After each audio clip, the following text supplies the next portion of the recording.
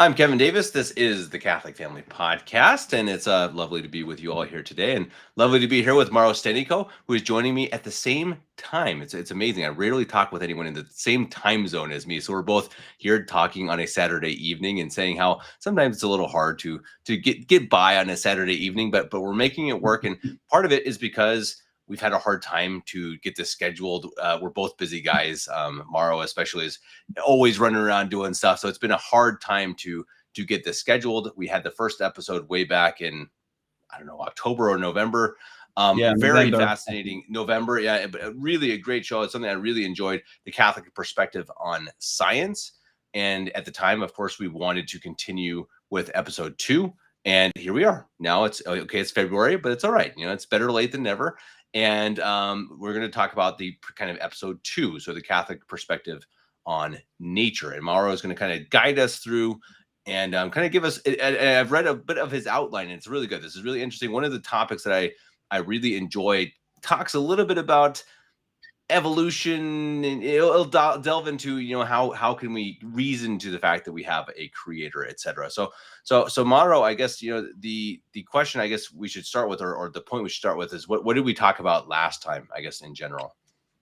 Yeah, we may do truth. First of all, hi Kevin, and hello everyone. It's a very pleasure to be here. I really thank you for that, Kevin. Thank you.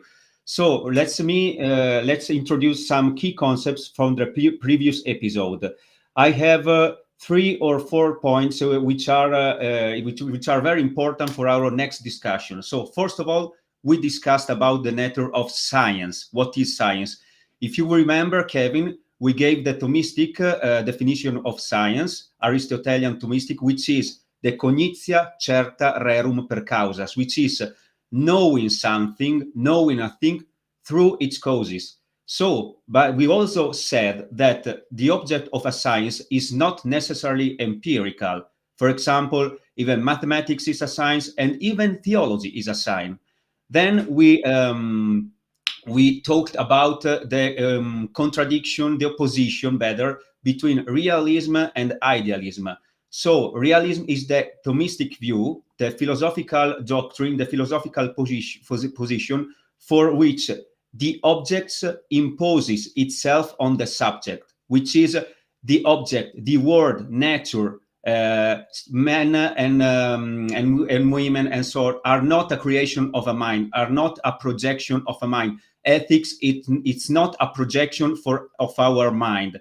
So we have to do with that object which is independent from we. And then there is idealism. Idealism is the philosophical position which states that the object is a creation, a projection of a mind. So for example, this has also consequences on ethics, because you can say, for example, that sexes are a creation, are a projection of a mind. So the gender theory, transgenderism, and so on. And this is very dangerous from a Catholic perspective, very, very dangerous. And then we talked about physics and metaphysics.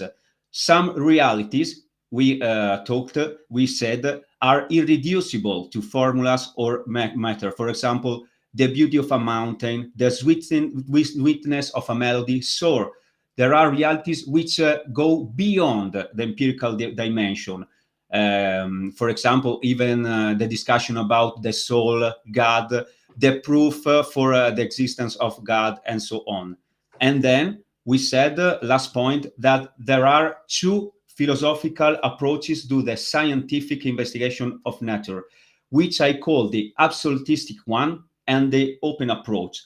The absolutistic approach is the position in which matter is everything.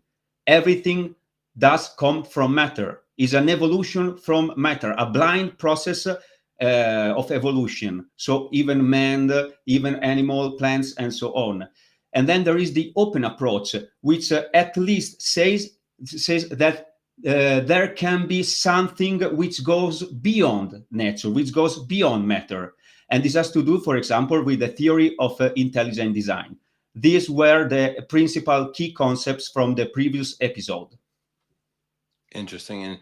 And I guess it's always going to be the question is how how much does this matter, I suppose, and how important is this for us? And I think that first of all, it's good to ponder, and I think it's good to question, you know, what God gave us, right? And that's why I think you and I would agree that's why God gave us so much wonder, you know, in the beauty of the mountains and then Yeah, the greatness of the universe. That's why, you know, yeah. it's there for us to ponder God's greatness, right? And I guess, I mean, is I guess the question is it, can a Catholic take it too far? Is it important? I mean, is this, I mean, like, how important is it for a Catholic as opposed to understand science or to believe one thing or another? This is a very good and fascinating question, because certainly science is not necessary for our salvation. Science is not necessary to save our soul. However, it can be a useful instrument, because every science God gave us is an instrument to reach God. The good science points, in fact, towards God. The good science.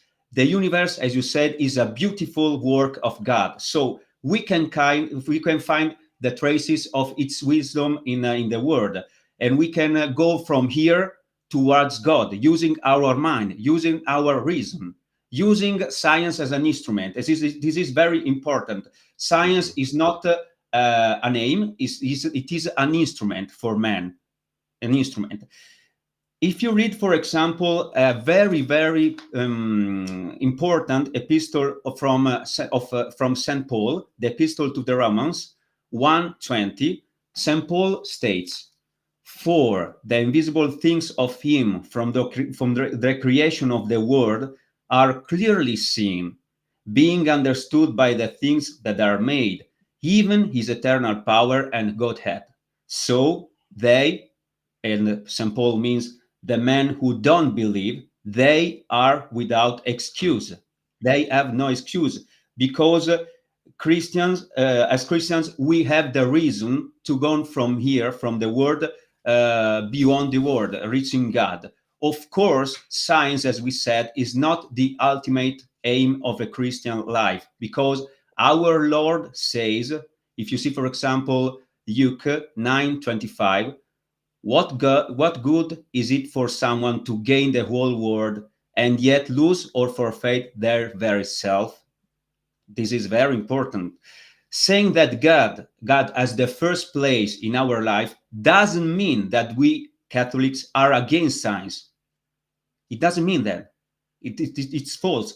We are only looking for a correct hierarchy in our existence. So, first of all, God, and then the instruments to reach God. Always remembering that science, philosophy, theology, and so on are instruments to reach God, which is our ultimate faith, our ultimate aim as Christians. Interesting. And so obviously in our world where so much of our science or our scientists or our education at least is telling us that, you know, that we come from apes and that there is, you know, we're Yeah, just it is all this random explosions and we just yeah. end up kind of as a total, you know, fluke almost, you know, we ended up as we are just because of, yeah, you know, billions of years, and this is how we came to be. And I guess, you know, how do we, where do we start with that? I guess, I mean, how do we come to the conclusion of a creator, I suppose? Yeah, this is a very interesting point, which is also, uh,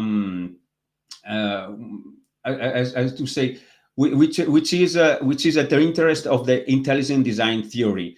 From our common experience, for example, we can see Stephen Meyer, Michael Behe, even James Tour. We know that wherever information is found, for example, in a software, in a book, in a radio signal, or even in a clock, which I find on the top of a mountain, it's generating cause. It's not the inert matter, but intelligence.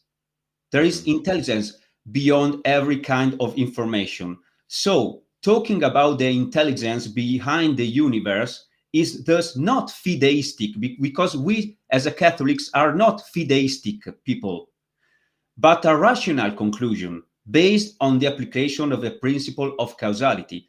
Everything existing must have an adequate proportional cause. So if you find an intelligent effect, you also have to have an intelligent cause.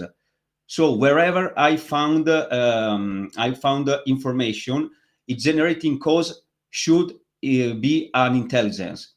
Matter follows constant, universal, and precise laws, and this is also the problem of the fine tuning, which is very popular today, which is very discussed nowadays.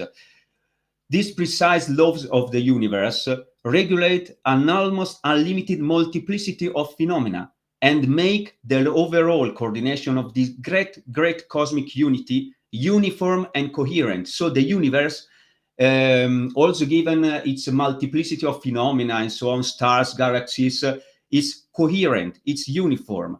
Now, Kevin, if you reason that chance has no memory because everything coming from chance is not constant, because chance is chance, it's not rational, it's not constant, it's not coherent, it's chaos, it's complete chaos.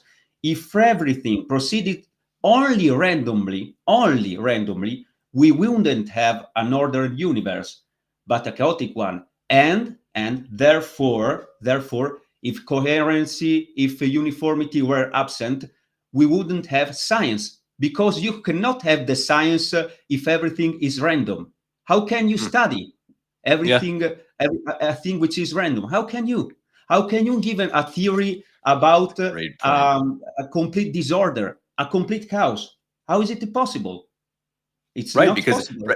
exactly. So whatever we have now that our scientists have observed, if you're saying it's all random, it could change at any moment, right? Because whatever we have observed to this point, it could be completely different in the next. That's a great point. Yeah, that totally makes sense. Interesting. Yeah, because you can have science if you have a reality you study which is coherent, which is ordered. If not, you don't have science. Everything is changing, as you said, every moment. So you cannot have, for example, a book text about cosmology, about astronomy, about biochemistry, about biology, and so on. But we can go even farther with our reasonment. Starting from its beginning, our universe was formed step by step by means of precise laws. The cosmos is then based on a very fine-tuned physical constants. So there are very fine-tuned physical constants which guide our universe. And should one of them be modified, if you modify one of them, just one, Kevin, just one, then the entire system would collapse. If you change, for example, the value of the gravitational constant, everything cannot exist. The universe, as we know, at least, the universe has something order. The universe is beginning and its order need an adequate cause. So we can talk about the cosmological argument, which is also called from the Arabic philosophy, I think, the Kalam cosmology, the Kalam argument, which is very popular today in the ID, intelligent design community. And its bases are philosophical ones, and they are very simple. There are 3 steps, 2 steps and a conclusion. First step, everything that has a beginning has a cause. Because if I, Mauro Stenico, have a beginning, I must have a cause. My parents, for example. That's right. If everything, if you have a thing in nature which starts to exist, it must have a cause. If not, it's magic. It's magic or a miracle. But it cannot be everything a miracle. It's impossible. So first step, everything that has a beginning has a cause.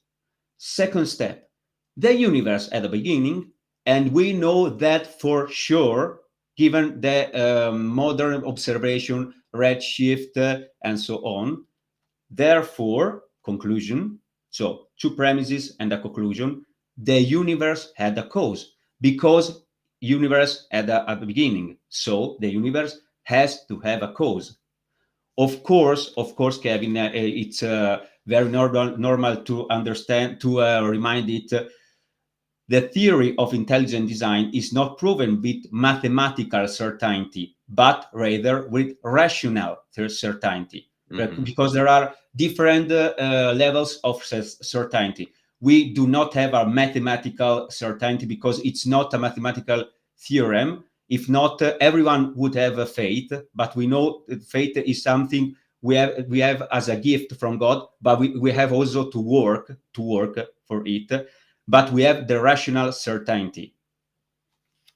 Interesting. And I guess that's when you look into this even a little bit, you see that those who believe in no God, they believe that we formed from the Big Bang. Okay, so the Big Bang started with what, an atom? Okay, no, okay, there has to be something smaller, right? So they go down, they always just build it smaller. From an atom, it became, I forget the names of these things, but it ends up in string theory or whatever. Kind of a silliness, because they're always trying to build it down. But as you say, just logically, it has to have had something there. You can't just say it existed. I mean, there's a great meme that always says, in the beginning there was nothing and it exploded, right? If you say that in the beginning there was nothing and nothing exploded, it's like, wait, yeah, right. So it can't happen. It had to have been caused by something that was before all time. So I guess this brings you to God, right? It has to bring you to a creator, this logic. I think, Kevin, that the point is that natural sciences do have a limit. They go until their limits, natural sciences, and then they should stop. We cannot, for example, call something in order to explain the existence of our universe, something like the multiverse theory, which is not proven. It's a pure speculation. I mean, I understand, I accept it. But if you present it as a pure speculation, I like it because it's fantasy science. It's fantasy scientific. I like it. It's very interesting. But you have to admit it's speculation. You have not to present such a hypothesis as theories, because you cannot accept the idea that there is a primary cause. That's not correct from a philosophical point of view. So science is very important. Science go until as far as it can. For example, to the beginning of the universe, and then it has to stop, and there comes the philosopher. So metaphysics and so on. It's very important, because nowadays we are we see philosophy and the science as something which is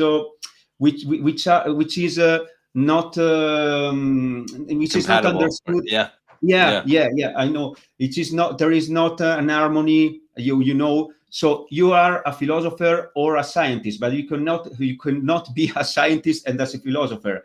But we have to understand that the great scientists of the past were, first of all, scientists, but also great philosophers, because they used reason.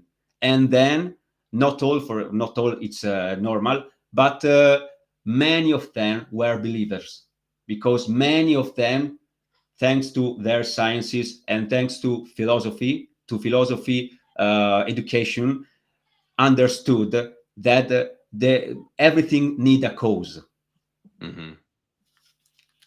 So I think the point is to understand that philosophy and science are diverse, are different levels, but they are not in opposition. That's not true. It makes sense. And it seems today that, again, you have kind of this worship of just the science side, just that one side, and people just completely forget the philosophical side. And as you said, the science has a limit where eventually you have to say, well, we can't say, we cannot measure, we cannot see. And so we have to, come to a rational conclusion. Yeah, it makes sense.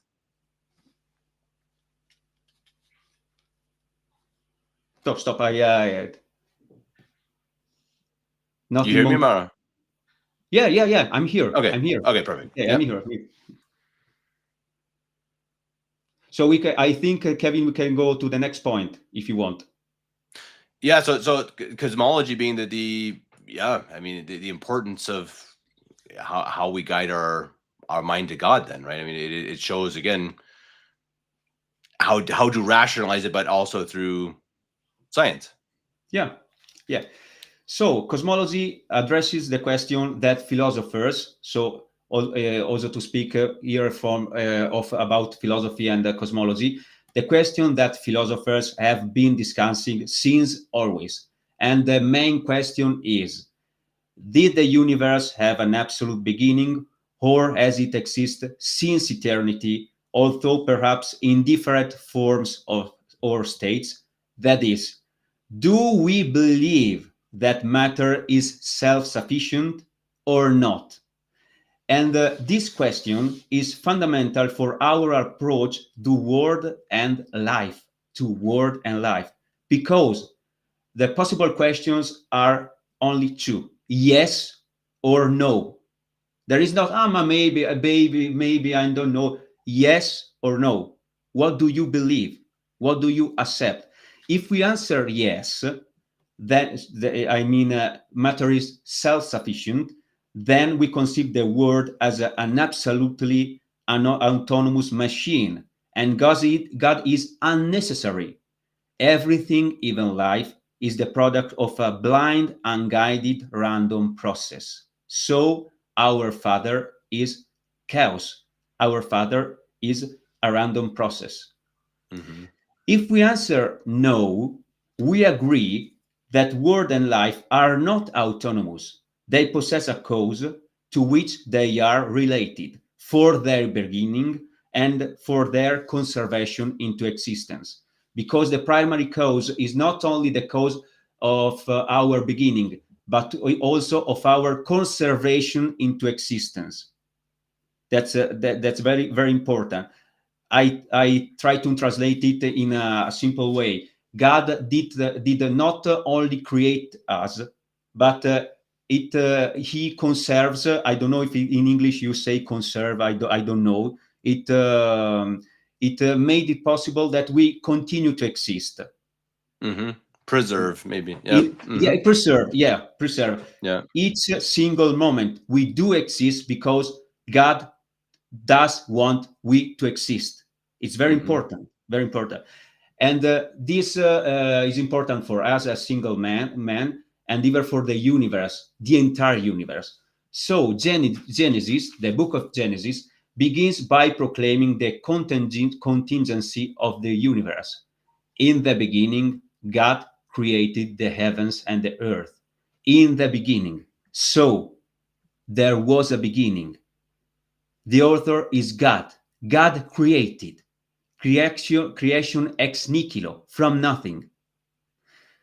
The ancient philosophers did not have this concept of creation ex nihilo. They talk about generation, formation, but not about creation. It's a Christian concept. The heavens and the earth. The heavens and the earth do mean the entire universe, using, of course, also secondary causes, because God does use secondary cause.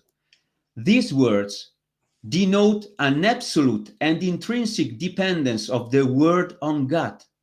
God created, and he freely created. I mean, it was not compulsory for God to create the universe. As, for example, the philosopher Spinoza said. No, absolutely not. We don't have here to do with imminationism as in the ancient philosophers. God created the world from nothing, and he freely created the world. It was a free choice. Got it? That this gives a special value to the idea that we exist because it is a gift. It is a gift. So matter was created ex nihilo, and the universe didn't come out from an eternal pre-existing matter. And then, second point, the creation of matter. If you read Genesis, it's very, very beautiful here. And Genesis, of course, uses the language of a very simple language. The Genesis doesn't talk about quantum mechanics, relativity, and so on. Genesis uses a very simple way to explain things in cosmological field. The creation of the matter is then followed by God's shaping of the world. So God created the world, and God then shaped the world, giving, for example, the laws and so on. Today's physical cosmology provides the outlines of all this using in its own language. Natural science, for example, does not talk about creation because creation is a philosophical, metaphysical concept, not as an empirical one, because you cannot observe creation ex nihilo. It's impossible. Interesting. For So example, then I guess. Oh, go ahead. Yeah. I give you another example. Observation, measurements, and so on cannot say, for example, when exactly the soul does separate from the body when we die. We don't know the precise moment. It's matter of theology, but even theology is not sure. Therefore, we have to avoid practices regarding the organs and so on. Interesting. And so I guess the next step, I mean, what does the Catholic philosophy say? So, I mean, I guess St. Thomas Aquinas and so on about this ascending path from the world to God, from, I guess cause, an effect type of a thing. I mean, what is the philosophy behind that? So if we read St. Thomas Aquinas, which is a very great master, I think it's the best philosopher of all history. And I invite you to read, I mean, not you, Kevin, but in general, of course. Me too. To read St. Thomas, because it's fantastic. It's superb here, really. Thomas explains that there are two possible ways to reach God with our mind: the propter quid way and the quia way.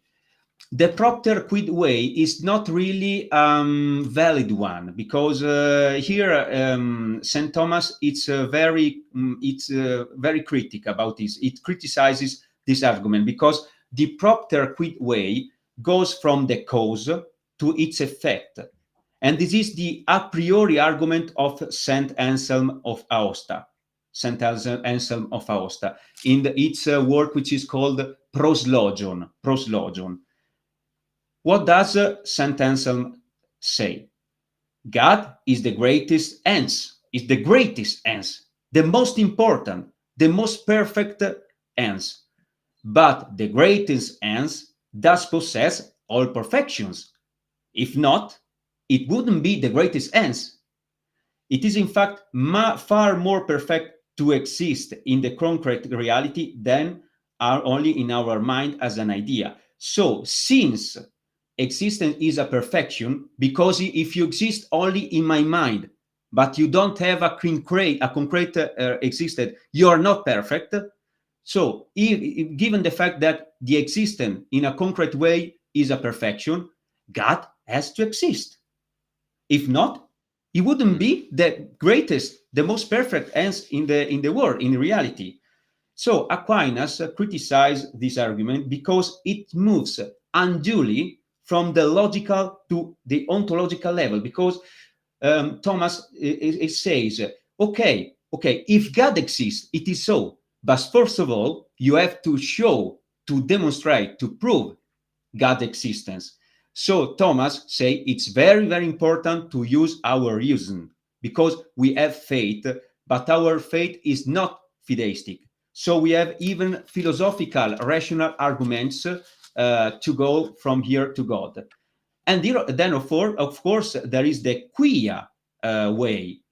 This of St. Anselm was the propter quid. And the other one is called by St. Thomas of Aquinas the quia, from the effect to its cause. And this is the traditional way within Catholic philosophy. I can prove God existence using my reason, moving from this world, its perfection, its harmony, its order. So a reality which is order, which is harmonious, which has many perfection, even limits, and which has overall, which has a beginning, must have a cause, an intelligent cause.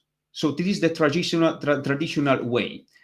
And this is repeated within the anti-modernist oath of Pope Pius X, which was abolished after Vatican II. Of course, of course, Of course. Of of course. course. Yeah. If we read this text, the first point does state, and first of all, I profess that God, the origin and end of all things, can be known with certainty by the natural light of reason from the created world.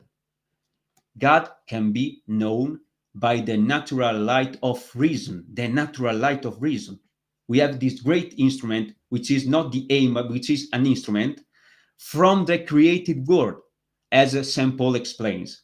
That is, from the visible works of creation as a cause from its effect, and that, therefore, its existence can be also demonstrated. So, once again, faith is not fideism. Our reason is called upon to demonstrate the so-called preambula fidei, that is, those natural truths that serve as presupposition to faith and which are knowable by reason. An example: it is very hard to believe that God is one and triune if you are not even convinced that God exists. So, first of all, you demonstrate God existence, and then there are the argumentations coming from faith.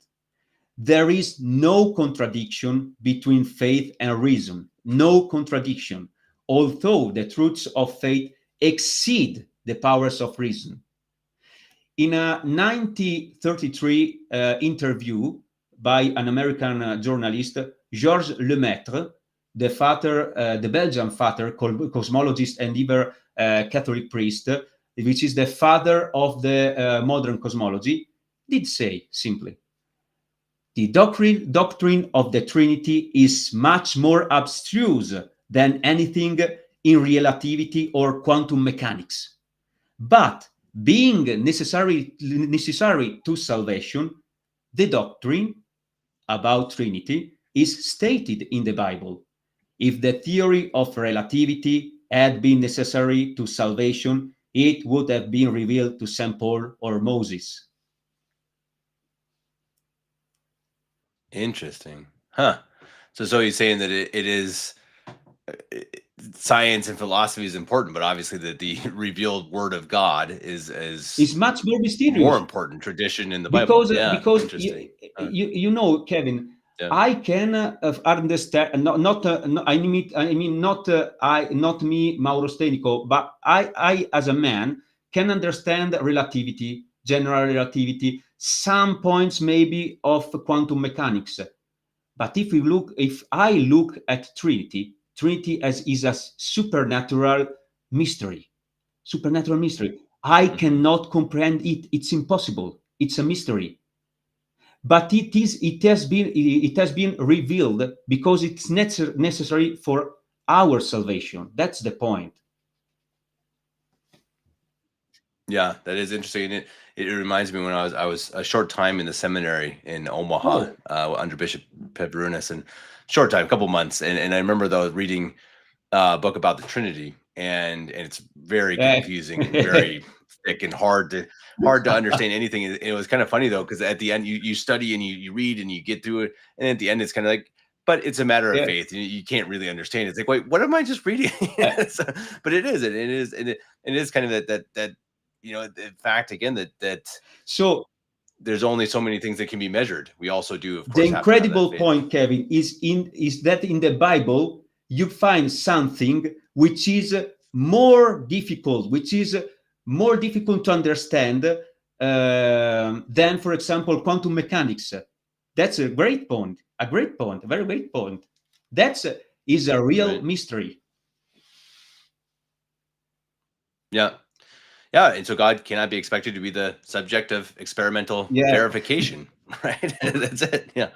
So here is the Isaiah's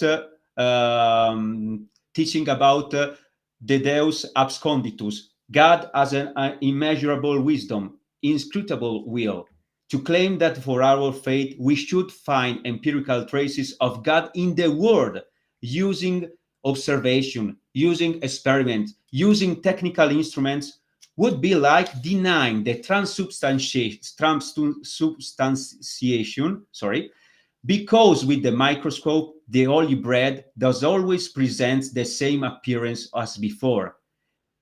It would mean you haven't understand anything about what transubstantiation is. Anything, absolutely nothing, absolutely nothing. So, nor can reason exhaust God, because we can know God, but not comprehend him. Comprehend is to fully understand a reality. We can have knowledge, a certain knowledge of God, its attributes, and so on, but not a comprehension.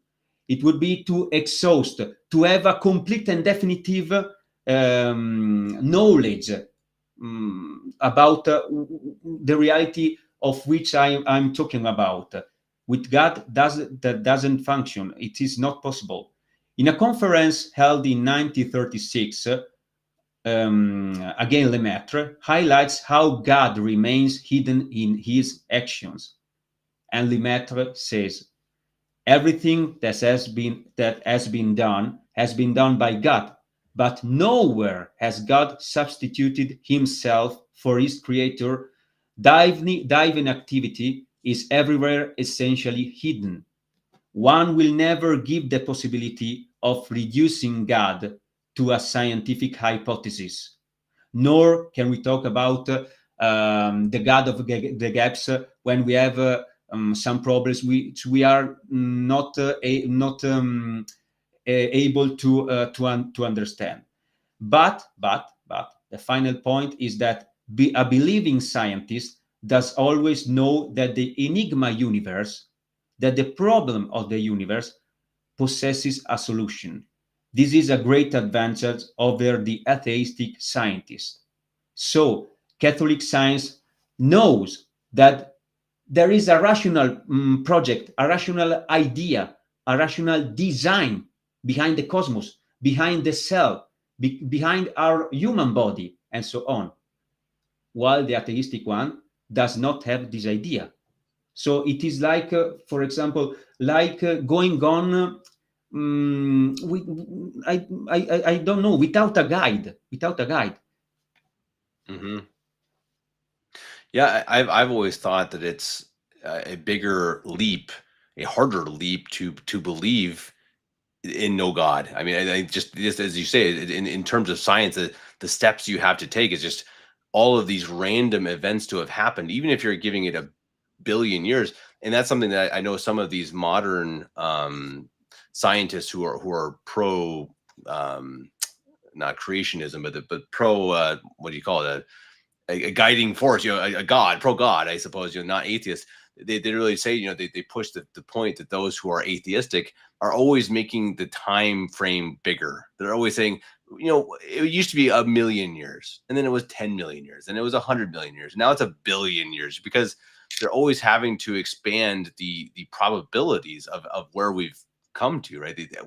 As you've said, the perfect circumstance of our world, of our universe, which makes us be able to exist. And as you said, if one thing fails, we couldn't exist. We would have no universe, no world, no people. And I think it's a big leap in belief, a much bigger belief to be able to think that came from random chance than the belief that it came from God. And I think that's something that I think it's, for me, it's easy to understand, but obviously not for everyone. Yeah, because we discussed some minutes ago about the multiverse hypothesis. So, given the fact that you cannot accept the idea that the universe had a primary cause, you are obliged to call this theory. So our universe is one within billions of universe, an infinite number of universe, and so for change we are here because there is an infinite number of possibilities to exist. So if you have something which is infinite, you should have at least one time, I would say logically, an infinite number of time, the existence of an intelligent life somewhere in this multiverse. So the point for what I can understand is not the last of the universe about 14 billion years, 13 billion years. That's not important because God it's eternal. So what is a number as like 14 billions of years with respect to eternity? It's nothing. It's nothing, absolutely nothing.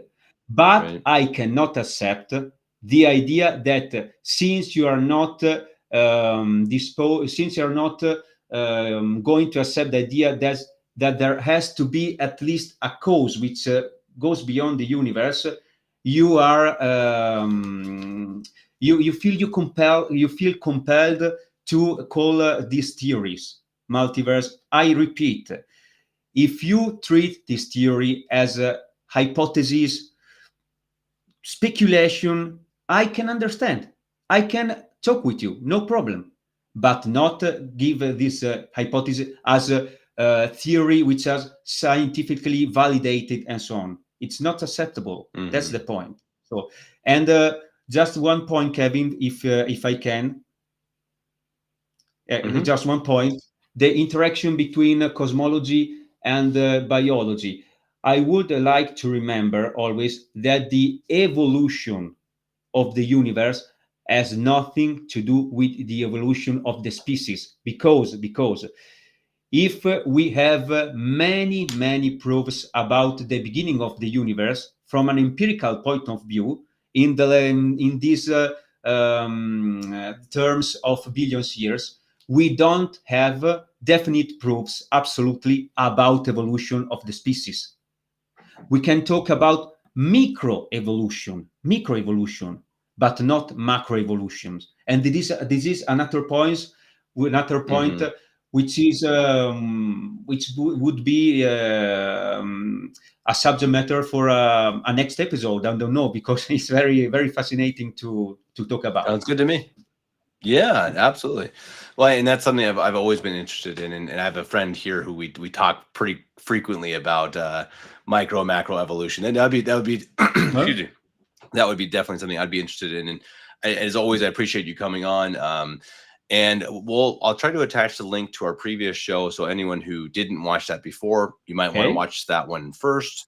But obviously, you're getting here to this point, so you've watched this one already. So go watch the first one. Make sure you watch both because they're very interesting. And I think again, it's a reasonable Catholic approach to how to view science, and I think that is extremely important in these times that we take it reasonably, right? We ration our way, rationalize our way through these topics, and I think that Mauro has done a good job in helping us do that. So I thank you very much for that. I thank you for your time on this Saturday evening. I'm sure you could have been doing other things. Yep. Just one last point. If you want, on my YouTube channel, there are some videos which I did with this great scientist, which is Michael Denton, about intelligent design, about biology, biochemistry, which are in English. So because Michael Denton does not talk Italian, does not speak Italian, so we speak English, and I think they could be interesting. Great. Last time I'll attach that link as well. Yeah. About the cell, about water, about for example the light, the network of light, and so on. Perfect. No, that's great. Yeah, we'll definitely attach that. What was the name of your YouTube channel again? I didn't bring that up. So it is Scuola di Filosofia di Fornace. It's the name is Italian, of course, which means School of Philosophy of Fornace. Fornace is a little village in the north of Italy. Scuola. I haven't been maybe there yet. I have to visit sometime. Okay. Yeah, that'd be perfect. I'm trying to find. I should have it. And sorry, everyone, for my internet connection too. I have to figure this out. I don't know what the deal is. All right. Yeah, let's see. I'll put this up on the screen. Everyone can go check this out.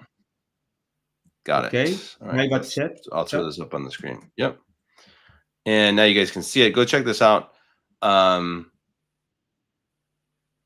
Maybe. Come on, computer.